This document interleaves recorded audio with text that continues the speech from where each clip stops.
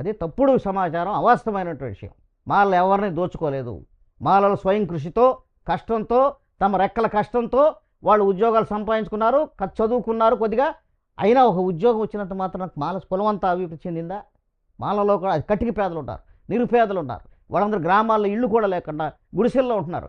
ఒక చిన్న ఇంట్లోనే మూడు ఫ్యామిలీస్ మరి ఉంటున్నాయి. వాళ్ళ పెళ్ళిళ్ళు అయినా కానీ అదే ఇంట్లో ఉంటున్నారు.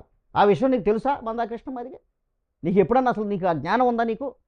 మాలలైనా మాదిగలైనా వెలివేయబడ్డ ఓడలు, ఆ ఓడల్లోనే వాళ్ళు నివసిస్తున్నారు. రోజు కూలి నాలు చేసుకుంటున్నారు. మాలల్లో ఇంజనీరింగ్ డిగ్రీలు చదివిన వాళ్ళు కూడా కూలికి వెళ్తున్నారు వాళ్ళ ఉద్యోగాలు లేక. మరి ఉద్యోగాలు ఎక్కడున్నాయి? ప్రభుత్వ రంగంలో. నువ్వు చదువుకుంటే ఉద్యోగం వచ్చేస్తుందా? చదువుకున్న వాళ్ళకల్లా ఉద్యోగం రాదు, ఎవరికి రాదు. నీకు చదువుకోవాలి, నీకు ఆ జ్ఞానం తెలియదు. నువ్వు ఎప్పుడన్నా ఉద్యోగం చేస్తే కదా నీకు ఆ విషయం తెలిసేది. అసలు ఉద్యోగం ఎలా వస్తుందో తెలుసా నీకు?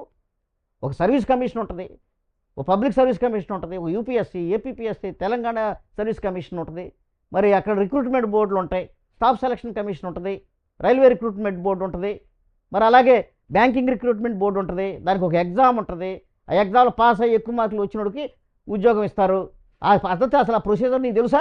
మాల అనగానే బోర్డు పెట్టుకోగానే, సర్టిఫికేట్లు పెట్టుకోగానే ఎవడన్నా తీసి పిలిచి నీకు ఉద్యోగం ఇస్తాడు ఎవడన్నా? అలాంటి సిస్టమ్ ఎక్కడన్నా ఉందా? పోనీ